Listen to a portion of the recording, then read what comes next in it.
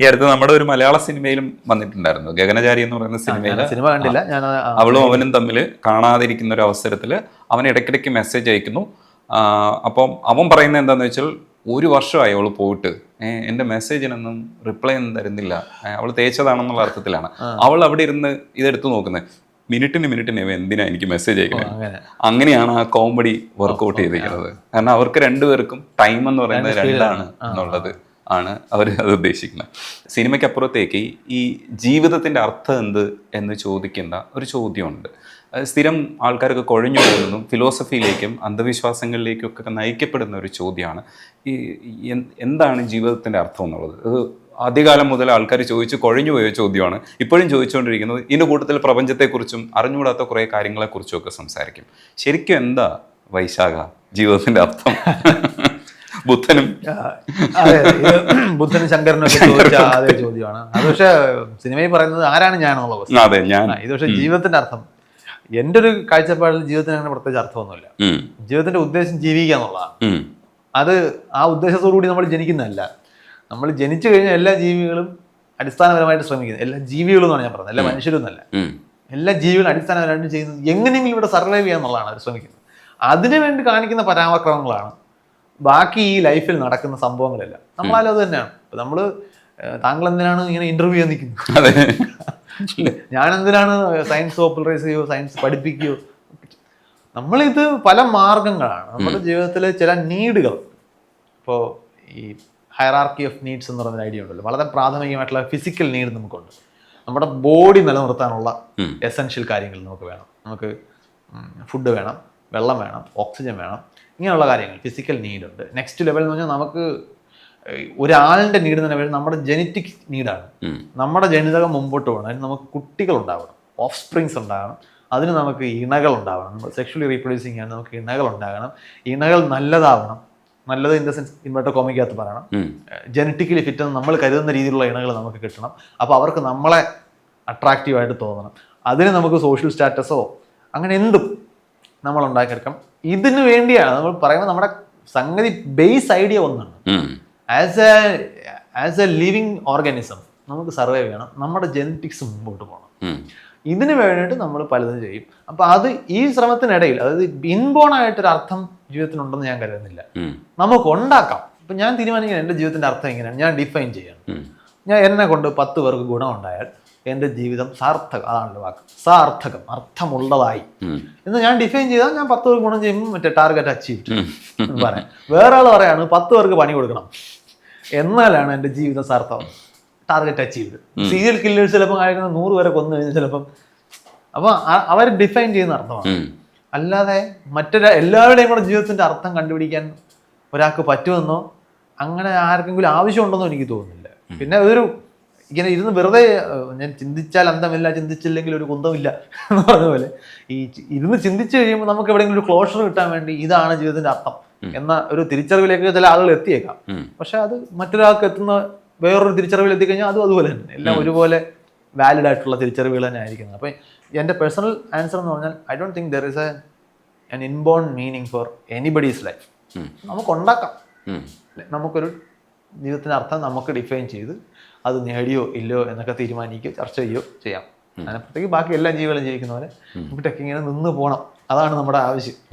പക്ഷെ അതേപോലെ തന്നെയാണ് ഈ ശരിയും തെറ്റും കണ്ടുപിടിക്കുന്നതിൻ്റെ ഭാഗമായിട്ട് ഇപ്പോൾ ഒരാൾ ആത്മീയ അന്വേഷകനായിട്ട് ഇറങ്ങി പുറപ്പെടുന്നു, മറ്റൊരാൾ ഒരു ലൗകിക ജീവിതം നയിക്കുന്നു. ഇതിൻ്റെ ശരിയും തെറ്റും വ്യക്തിപരമായി ഇത് പറയാമെങ്കിലും ജീവി എന്നുള്ള അടിസ്ഥാനത്തിൽ ഇപ്പോൾ സാപ്പിയൻസിനെ വെച്ച് നോക്കുകയാണെങ്കിൽ അങ്ങനെ ഒരു മനുഷ്യനെന്നുള്ള അർത്ഥത്തിൽ നമ്മൾ അവരോട് അഡ്വൈസ് ഏത് വഴി സ്വീകരിക്കാനായിരിക്കും അഡ്വൈസ് ചെയ്യേണ്ടത്?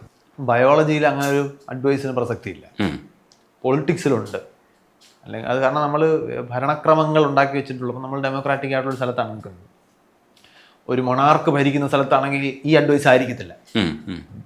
അപ്പോൾ ഒരു ഡെമോക്രാറ്റിക് സൊസൈറ്റി നമുക്ക് വളരെ സിമ്പിളാണിത് ചെയ്യും, നിയമങ്ങളങ്ങ് അനുസരിച്ചാൽ മതി. കാരണം നമ്മൾ നോക്കുമ്പോൾ അടിസ്ഥാനപരമായിട്ട് നിയമം എന്താണ്? നിയമം ഒരു റെസ്ട്രിക്ഷനാണ്. നിങ്ങളിൽ നിന്നും മറ്റുള്ളവരെ സംരക്ഷിക്കാനാണ് നിയമം. നിങ്ങൾ തോന്നിയ ദിവസം കാണിച്ച് വേറൊരാൾക്ക് ബുദ്ധിമുട്ടുണ്ടാക്കരുത്, അതുകൊണ്ടാണല്ലോ മറ്റൊരാളുടെ മൂക്കിന് മുമ്പിൽ നിങ്ങളുടെ സ്വാതന്ത്ര്യം അവസാനിക്കും എന്ന് പറയാൻ. അപ്പോൾ ഈ നിയമം പാലിച്ചു പോവുക എന്നുണ്ടെങ്കിൽ ഏതാണ്ട് ഉറപ്പാണ് നമ്മൾ മറ്റാർക്കും പണി ഉണ്ടാക്കില്ല, അവർ നമുക്കും ഉണ്ടാവില്ല. കാരണം അവർ നിയമം പാലിക്കുകയാണെന്നുണ്ടെങ്കിൽ ഇതാണ് നമ്മുടെ ഈ ഡെമോക്രാറ്റിക് നിയമവാഴ്ച, ലോ ഓഫ് ദ റൂൾ, അതുകൊണ്ട് നമ്മൾ ഉദ്ദേശിക്കുന്നത്. അപ്പം എൻ്റെ അഭിപ്രായത്തിൽ ബയോളജിക്കലായിട്ടുള്ള ഉപദേശത്തിനോട് പ്രസക്തിയില്ല. ബയോളജിക്കൽ ഉപദേശം കുഴപ്പം പിടിച്ച ഉപദേശങ്ങളായിരിക്കും. കാരണം ഈ പറഞ്ഞതുപോലെ മറ്റു ജീവികളെല്ലാം അവരവരുടെ ജനിതകം സർവൈവ് ചെയ്യിക്കാനാണ് ശ്രമിക്കുന്നത്. അത് ഭയങ്കര ക്രൂവലാണ് നാച്ചുറൽ വേൾഡ്. നമ്മളെപ്പോഴും ഈ മനുഷ്യരെ ക്രൂവൽ അനിമൽ എന്ന് വിളിക്കുകയും ബാക്കിയുള്ളവരെല്ലാം തിരിച്ചാണ്. മനുഷ്യരാണ് എത്തിക്സിനെ കുറിച്ച് സംസാരിക്കുകയും മറ്റൊരാളുടെ എത്തിക്സ് വയലേഷനെ കുറിച്ച് വേവലാതിപ്പെടുകയും പൊതുവായ നിയമ സംവിധാനങ്ങൾ ഉണ്ടാകുന്നതിനെ കുറിച്ച് നിയമനിർമ്മാണ സഭകൾ ഉണ്ടാക്കി റെസ്ട്രിക്ഷൻസ് ഉണ്ടാക്കി കൊണ്ടുവരികയും നമ്മളിൽ നിന്നും മറ്റു ജീവികളെ സംരക്ഷിക്കാൻ വേണ്ടിയിട്ടുള്ള ബയോഡൈവേഴ്സിറ്റി പ്രിസർവേഷൻ ആയിട്ടുള്ള ആക്ടിവിറ്റി എല്ലാം നമ്മളാണ് ചെയ്യുന്നത്. വേറൊരു ജീവിയും ബോധമല്ല ഇതിനെക്കുറിച്ച്. അവരങ്ങോട്ടും ഇങ്ങോട്ടും കൊന്നു നിന്നാണ് ജീവിക്കുന്നത്. അപ്പോൾ അതുകൊണ്ട് തന്നെ ബയോളജിയിലെ ഉപദേശം ഞാൻ കരുതുന്നത് നമുക്ക് ബാധകമല്ല. ബയോളജി എന്ത് തന്നെ പറഞ്ഞാലും ബയോളജി എന്താ പറയുന്നതെന്ന് അറിയേണ്ട ആവശ്യം എനിക്കുണ്ട്. അത് ഈ ലോകത്തെ മനസ്സിലാക്കാനാണ്.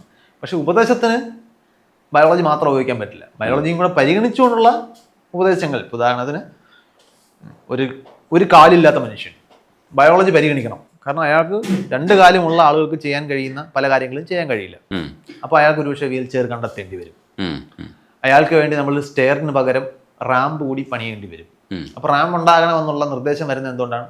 ഈ ആളിൻ്റെ ഈ പ്രത്യേകത മറ്റൊരു ചില തടസ്സങ്ങൾ സൃഷ്ടിക്കാൻ സാധ്യതയുണ്ട്. അത് നമ്മൾ ഇല്ലാതാക്കി കൊടുക്കുക. അതിന് അയാൾക്ക് തടസ്സം ഉണ്ടെന്ന് നമ്മൾ അംഗീകരിക്കണം. ഇല്ലെങ്കിൽ നമുക്കിത് ചെയ്യാൻ പറ്റില്ല. നമ്മൾ അങ്ങനെയാണ്, ഞാൻ അതാണ് ഉദ്ദേശിക്കുന്നത്. ബയോളജി ഒരു ഗൈഡിങ് പ്രിൻസിപ്പിൾ, ലോകത്തെ മനസ്സിലാക്കാനുള്ള ടൂൾ എന്ന നിലയിൽ സയൻസിനെ നമുക്ക് ഗൈഡിങ് പ്രിൻസിപ്പിൾസ് ആയിട്ട് ഉപയോഗിക്കാം. ഗൈഡിങ് പ്രിൻസിപ്പിൾസും ഗൈഡിങ് ഫാക്ട്സ്. ഈ ഫാക്ട്സിന്റെ അടിസ്ഥാനത്തിൽ എന്ത് തീരുമാനം എടുക്കണമെന്ന് തീരുമാനിക്കുന്നതിന് നമുക്ക് ചില പൊളിറ്റിക്കൽ കൺവിക്ഷൻസ് ആവശ്യമുണ്ട്. അത് ജനാധിപത്യ രാജ്യത്തിലാണെങ്കിൽ നമുക്കുണ്ട്. നമ്മളെല്ലാവരും തുല്യരായിട്ടാണ് കാണുന്നത്. ഇനി 4 കാലുള്ള ഒരാളുണ്ടായാലും അയാൾ 2 കാലുള്ള ആളിനും 1 കാല് മാത്രമുള്ള ആളിനും കാലമില്ലാത്ത ആളിനും തുല്യരായിരിക്കും. അവസരങ്ങളുടെ മുമ്പിലും അവകാശങ്ങളുടെ മുമ്പിലും എല്ലാം. അത് നമ്മൾ പ്രകൃതിയിൽ നിന്ന് കണ്ടെത്തുന്ന നിയമമല്ല. അത് മനുഷ്യൻ ഒരു സോഷ്യൽ ആനിമൽ എന്ന രീതിയിൽ നമ്മൾ ലോകത്തെ മനസ്സിലാക്കി ഈ സോഷ്യൽ ഇന്നോവേഷൻ എന്നൊക്കെ രീതിയിൽ സമൂഹത്തെ നമ്മൾ ഒരു പ്രത്യേക ഐഡിയലിലേക്ക് കൊണ്ടുപോകുമ്പോൾ നമ്മൾ ഉണ്ടാക്കിയെടുത്ത ചില ചട്ടങ്ങളാണ്. അപ്പോൾ അതിന് നമുക്ക് നാച്ചുറൽ ഫാക്ട്സിനെ ബേസ് ചെയ്തുകൊണ്ട് നമ്മൾ ഉണ്ടാക്കിയെടുത്തേക്കുന്ന പൊളിറ്റിക്കൽ ആയിട്ടുള്ള, സാമൂഹികമായിട്ടുള്ള, മോറലായിട്ടുള്ള പ്രിൻസിപ്പിൾസിനെ, അല്ലെങ്കിൽ അത് ഒരു ഉദ്ദേശങ്ങളായിരിക്കുമല്ലോ. അതായത് ഇങ്ങനെ വേണം, ഇങ്ങനെ പാടില്ല, അതിന് ഉപയോഗിക്കാം എന്നേ ഉള്ളൂ. ഇപ്പം ഞാൻ സമ്മറൈസ് ചെയ്താൽ ബയോളജിയിലുള്ള ഉപദേശങ്ങൾ എനിക്ക് താല്പര്യമില്ല. എൻ്റെ താല്പര്യങ്ങൾ പൊളിറ്റിക്കലായിട്ടുള്ള, സാമൂഹികമായിട്ടുള്ള ഉപദേശങ്ങളാണ്. അത് നിലനിൽക്കുന്ന തത്വങ്ങളുടെ അടിസ്ഥാനത്തിൽ കാലഘട്ടങ്ങൾക്കനുസരിച്ച് ഇത് മാറ്റേണ്ടി വന്നാൽ മാറ്റണം. അങ്ങനെയാണല്ലോ നമ്മൾ രാഷ്ട്രീയം എന്ന് ഉദ്ദേശിക്കുന്നത്. അപ്പം അതാണ് എൻ്റെ അതിനകത്തുള്ള നിലപാട്. ഈ ശാസ്ത്ര പ്രചാരണത്തിലും ശരിക്കും ഒരു ഫോക്കസ് പോയിന്റ്, ഇല്ലെങ്കിൽ നമ്മൾ ഫോക്കസ് ചെയ്യേണ്ടത് നമ്മുടെ ജനാധിപത്യത്തെ സംരക്ഷിച്ചുകൊണ്ടോ ഇല്ലെങ്കിൽ നിലനിൽക്കുന്ന ഒരു അവസ്ഥയെ സംരക്ഷിക്കലോ ഒക്കെ ഉണ്ടാവാം. പക്ഷെ ഫാക്ട്സ് അങ്ങനെ ആയിരിക്കണമെന്നില്ല. ഫാക്ട്സ് മറ്റൊന്നായിരിക്കും.